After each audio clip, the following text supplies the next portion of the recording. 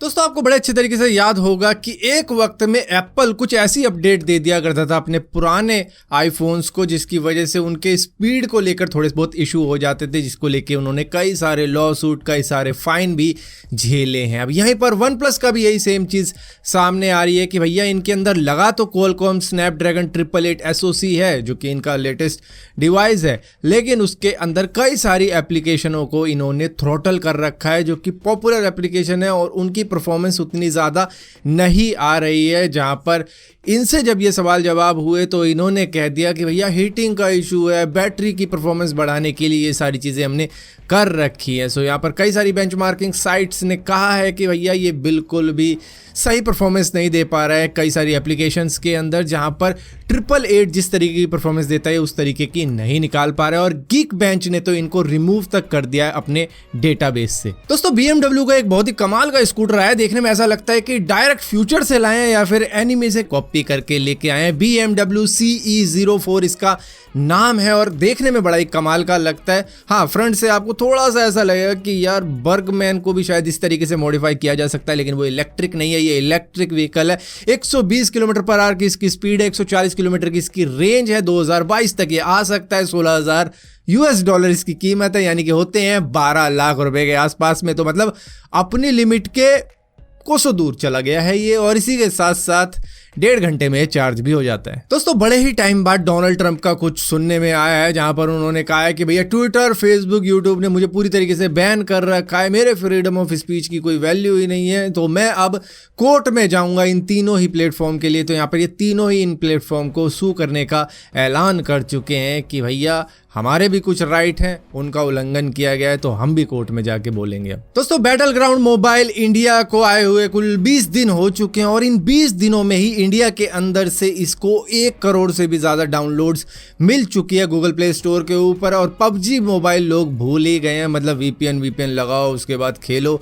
अब तो डायरेक्टली खेलने का मजा ले रहे हैं, जिसकी वजह से इसको बहुत ज़्यादा हाइप मिली है PUBG मोबाइल वाली ही। दोस्तों आप इस दुनिया की महंगी से महंगी कार ले लो, लेकिन वहां पर पंचर का डर तो हमेशा लगा ही रहता है कि गाड़ी पंचर हो जाए। ठीक है, ट्यूबलेस टायर है, लेकिन फिर भी वो भी पंचर हो जाती है और उसमें फिर किट विट लगा के उसको सेट करना पड़ता है। लेकिन यहाँ पर जनरल मोटर और मिशलिन नाम की 2 कंपनियों ने मिलकर पंचर प्रूफ टायर सिस्टम तैयार कर दिया है, जो कि कुछ इस तरीके का टायर होगा, क्योंकि इनका मानना है कि भैया 200 मिलियन टायर हर साल फेंक दिए जाते हैं सारी दुनिया के अंदर, क्योंकि वो यूजलेस हो जाते हैं पंचर की वजह से या फिर ज़्यादा घिसने की वजह से।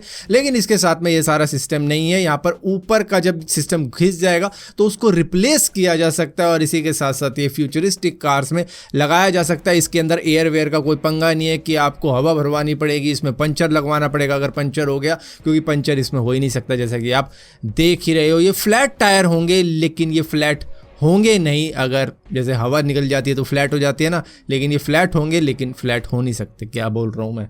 दोस्तों सोशल मीडिया तो खिलाफ है ही इंडिया के न्यू IT रूल्स को लेकर, और यहीं पर इंडिया की सबसे बड़ी न्यूज़ एजेंसी PTI भी इसके खिलाफ जा चुकी है, जो है प्रेस ट्रस्ट ऑफ इंडिया। वो दिल्ली हाई कोर्ट में चली गई है सेंटर के न्यू IT रूल्स के खिलाफ कि भैया यहाँ पे तो टारगेट किया जाएगा इस तरीके से कि ये सही नहीं है, इसको हटा दो, वो सही नहीं है, उसको हटा दो। तो इस तरीके से छटाई करनी सही नहीं है, जिसके खिलाफ ये गए हैं इस रूल के अगेंस्ट। दोस्तों कैलिफोर्निया बेस्ड एक स्पेस एजेंसी है जिसका नाम है रॉकेट लैब। अब जिस तरीके से SpaceX है या ब्लू ओरिजिन है, ये भी बढ़ चढ़कर इसमें हिस्सा ले रही है कि तरह तरह के देशों का या कंपनीज की छोटी छोटी सैटेलाइट को स्पेस में भेज सके। सो यहाँ पर इन्होंने एक खास तरीके का रोबोट यूज करने का बताया है, जिसका नाम रोजी है, जो कि हर 20 दिनों में इनके लिए एक नया लॉन्चिंग व्हीकल तैयार कर देती है, जो कि छोटी मोटी जो सैटेलाइट होती है किसी कंट्री की हो गई या फिर कंपनी की हो गई, वो पृथ्वी के लोअर ऑर्बिट में भेज सके, वो भी कम कीमतों में। मतलब सारा काम रोबोट कर देता है 20 दिन में।